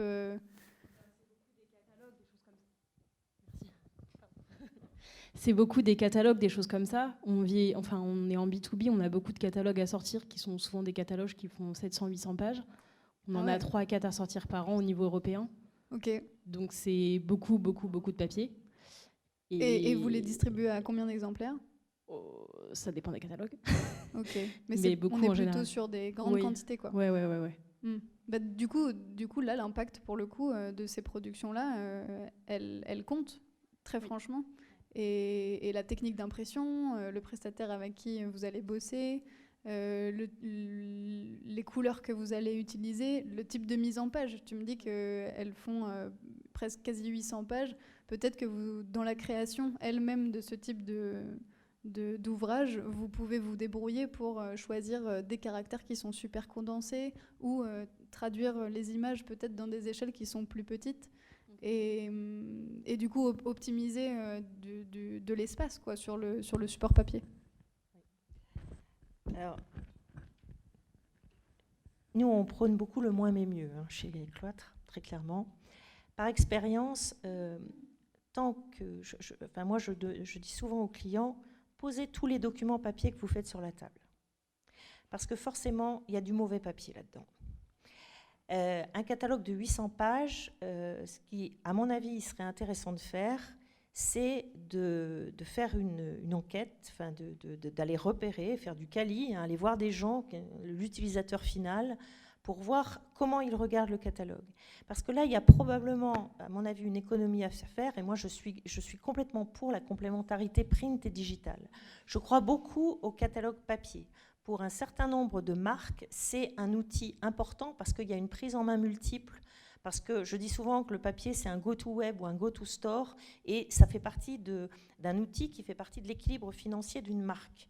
Par contre, il y a quelque chose dans les entreprises, et peut-être encore plus dans les entreprises en B2B, parce qu'elles ont moins l'habitude de faire des enquêtes auprès de leurs cibles. En B2C, il y a des études dans tous les sens. En B2B, il y en a beaucoup moins. Le marketing en B2B n'est pas du tout évolué. Et là, il est possible que ce soit du papier. Oh, ben on a l'habitude d'en faire, 50 000. On fait comme l'année dernière. Et il n'y a pas eu d'études faites pour savoir si on ne pouvait pas réduire, si on ne pouvait pas mettre un QR code pour envoyer sur un truc de démonstration. Moi, je crois que là, il faut poser la chose. Et avec votre responsable marketing et votre responsable com, c'est l'expérience client finale. Voilà, et ça, il faut le faire. Parce que ce sera sans doute beaucoup moins impactant que de changer peut-être un graphisme où là, il y a une charte graphique, etc. Ce n'est pas forcément évident. Surtout en B2B, on est moins peut-être, je dirais... téméraire peut-être pour faire évoluer les choses, alors que peut-être réduire la pagination, réduire le nombre de catalogues qui vont partout, peut-être que c'est un levier fort. Et par rapport à votre question qui était, est-ce que ça vaut le coup de le faire à partir du moment où vous avez derrière une industrie qui a un fort impact? Moi, je pense qu'au contraire, il faut bien commencer par quelque chose et il faut peut-être aller, ce qu'on appelle les fruits en bas de l'arbre. Peut-être que c'est plus simple. On voit, il y a déjà des solutions, il y a des gens qui savent faire.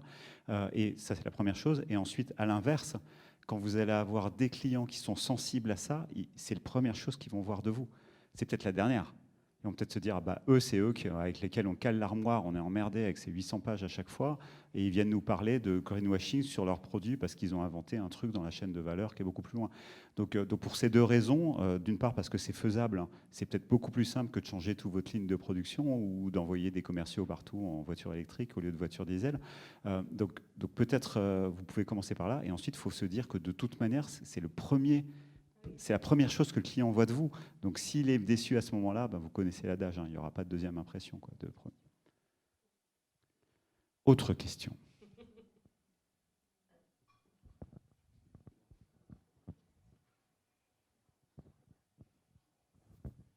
Donc c'est plus en réaction à l'idée justement de faire attention à nos ordinateurs, nos smartphones.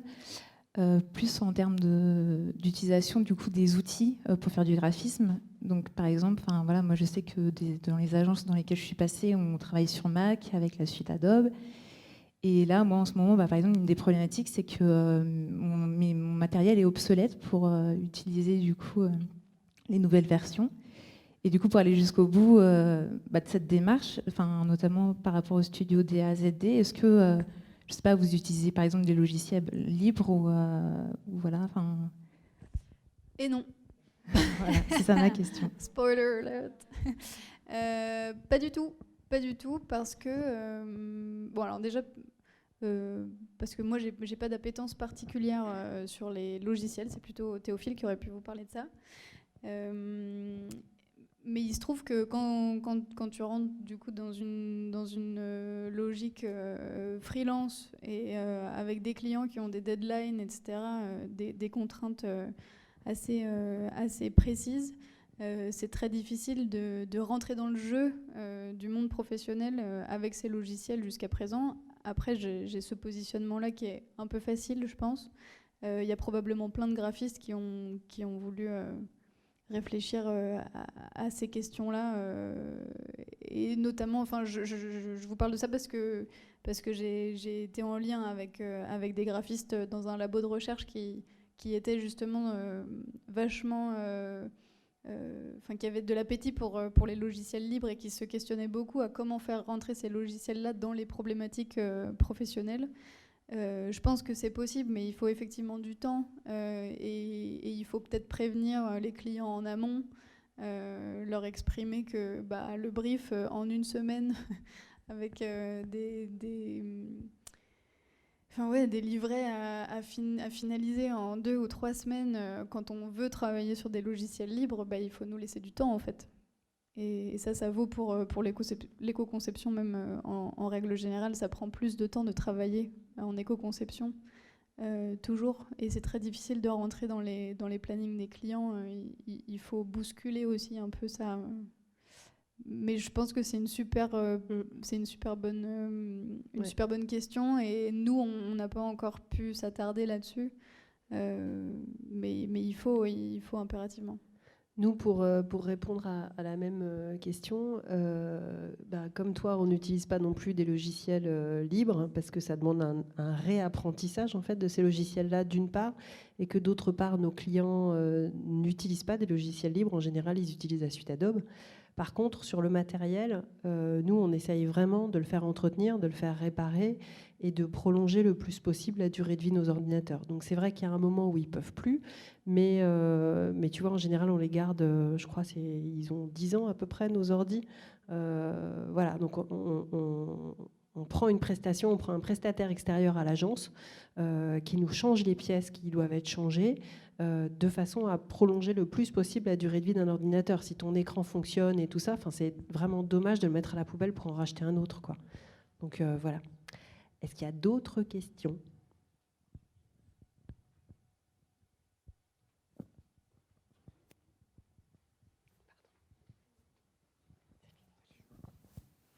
Oui, on a entendu tout à l'heure que l'éco-impression, ça pouvait être un peu plus cher pour la structure. Mais qu'en est-il de l'éco-conception ? Est-ce qu'au niveau des tarifs, on se retrouve sur les mêmes ? Parce que là, moi, je suis dans ces problématiques-là dans ma structure. Alors, comment je peux essayer de décider Donc, je travaille dans une collectivité territoriale, donc les élus, pour qu'ils puissent franchir le pas de médias plus écolos sans que ça leur coûte trop cher. Parce que ça, c'est vraiment une problématique. Voilà. Donc, quels arguments peuvent faire mouche pour l'éco-conception et l'éco-impression, d'ailleurs ? C'est pour moi la question. Pour toutes. Moi, je peux essayer de répondre rapidement, puis peut-être partager le micro. Vous pouvez répéter ? Pardon. Comment décider les décideurs à franchir le pas de médias plus si ça coûte, écolos est-ce que ça sans... coûte plus cher ? Voilà, est-ce que si c'est plus cher, est-ce que c'est plus cher ? Ouais, ça dépend de quoi on parle. Si c'est juste l'expertise des graphistes, ça dépend sur qui vous tombez. À refaire notre site internet, par exemple, je crois, avec une agence digitale. Je crois pas. Non, alors je prends la réponse. Non, c'est pas plus cher de faire un site éco-conçu. En fait, ça rentre comme la personne qui veut faire un site accessible. On va pas lui faire payer plus cher son site accessible. C'est vraiment une balance qui fait que on va peut-être passer plus de temps en conception parce qu'il va falloir faire de la pédagogie, il va falloir faire plus d'ateliers pour écrémer des fonctionnalités et faire entendre ça à notre client. Mais on va, une fois que ça c'est fait, on va gagner du temps sur la suite, donc sur le maquettage, sur le développement, etc. Après, tout dépend du site, encore une fois. Et puis c'est surtout qu'on gagne derrière en maintenance, puisque si un site éco-conçu est plus léger, il y a moins de fonctionnalités. En maintenance, du coup, il va demander moins de coûts également, moins de coûts de serveur, moins de coûts d'hébergement, etc. Donc nous, on rentre complètement dans les grilles de base d'un site, en tout cas pour Internet. On va prendre une dernière question. Alors moi, je voulais juste rajouter l'éco-impression en tant que telle, ça ne coûte pas forcément plus cher. Ça va dépendre de... un papier recyclé, ça coûte plus cher qu'un couché. Oui, c'est vrai. Voilà. Parce qu'il y en a moins, etc. Donc là, c'est un choix en fonction de vos critères à vous.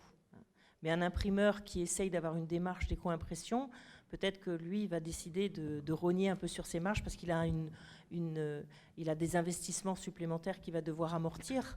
Bon, il sera forcément plus cher qu'un imprimeur en Roumanie ou en Pologne. Ça, c'est évident. Oui, bonsoir. Je voulais savoir pour chacune d'entre vous, comment vous travaillez l'éco-conception. Est-ce que c'était à travers une analyse du cycle de vie, à travers une ACV partielle, complète? Est-ce que vraiment l'ACV, c'était votre base de réflexion ou vous travailliez différemment?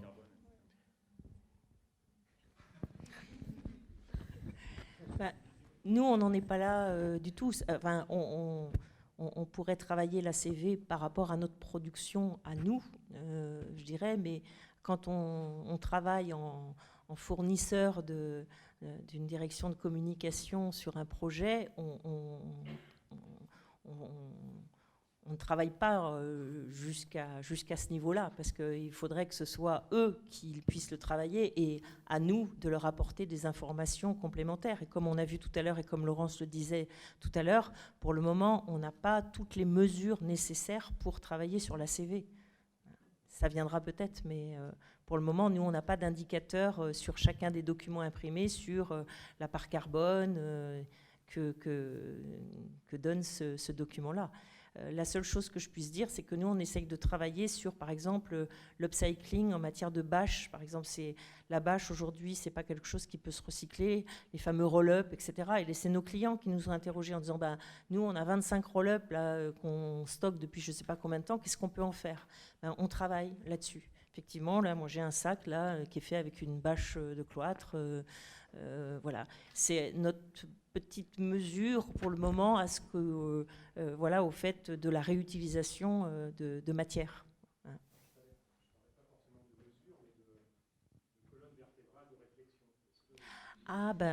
Oui, c'est évident. Ça, c'est évident. C'est le sourcing. Et puis le fait de sourcer des matériaux alternatifs ou de proposer par exemple à la place notamment de PVC, enfin d'impression à plat sur du PVC, le fait d'avoir par exemple travaillé avec Kerlin, enfin Kéros, Roland Jourdain, vous connaissez peut-être, hein, il a mis en place avec sa fondation et son entreprise un matériau qui s'appelle le Kerlin, qui est fait avec du lin. Hein, sur le bateau avec lequel il va partir et à base aussi de Kerlin. Nous, c'est intégré aujourd'hui dans nos process et dans l'offre que l'on fait pour... et donc ça fait partie de l'analyse du cycle de vie. Hein. C'est une expression de cette volonté d'analyser le cycle de vie. Il y a encore des questions, non? J'ai vu un doigt se lever, non? Ah. Vas-y, Jeanne, pardon. J'ai pris peur, mais je peux répondre maintenant. Oui, on fait absolument ça. C'est même tout à fait inné et on ne peut pas faire sans, en fait, parce que tout simplement, quand on est graphiste, il y a un truc très diabolique, par exemple, qui est assez représentatif, c'est le flyer. Le flyer qui a une durée de vie de à peu près 5 secondes entre les mains de l'utilisatrice. Ça, on ne fait pas, par exemple, parce que c'est vraiment un cycle de vie vraiment nul. Ou alors, quand on doit faire, on essaie de lui trouver un deuxième usage, par exemple. On a travaillé, Théo et moi, sur en lien avec Europe Écologie Les Verts, encore une carte qui détaillait un peu leur programme, etc., pour...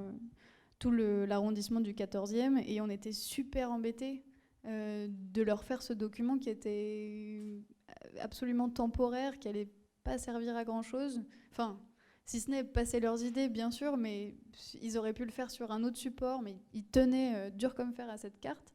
Et du coup, on s'est débrouillé pour trouver un support sur lequel on allait en même temps, c'est une toute petite chose, mais on s'est beaucoup amusé, à faire un poster de fruits et légumes de saison avec un petit mot en expliquant la démarche, pourquoi on avait fait ça, et tenter à la fois de garder, enfin de donner une seconde vie à ce truc-là, et à la fois de faire passer un message un peu vertueux, genre coucou, les bananes elles sont pas locales, voilà, tout ça.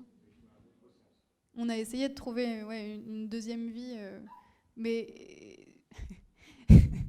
c'est tout le jeu du bon sens qu'on essaie de se donner comme contrainte sur tous les projets, quoi. Je sais pas si c'est pertinent pour le web. Ça l'est un peu moins forcément, parce qu'un site, il doit être accessible 24/24, 7 jours sur 7, que ce soit à 2h de l'après-midi comme à 2h du matin. Donc, mais on peut se poser la question quand même de ce fameux cycle de vie. Après, nous, on conçoit le site, donc on a déjà la main dedans dès le départ, au niveau de la conception, au niveau de la pédagogie, jusqu'au développement, jusqu'à la mise en ligne. Et après, il faut simplement se poser la question de est-ce que le site doit continuer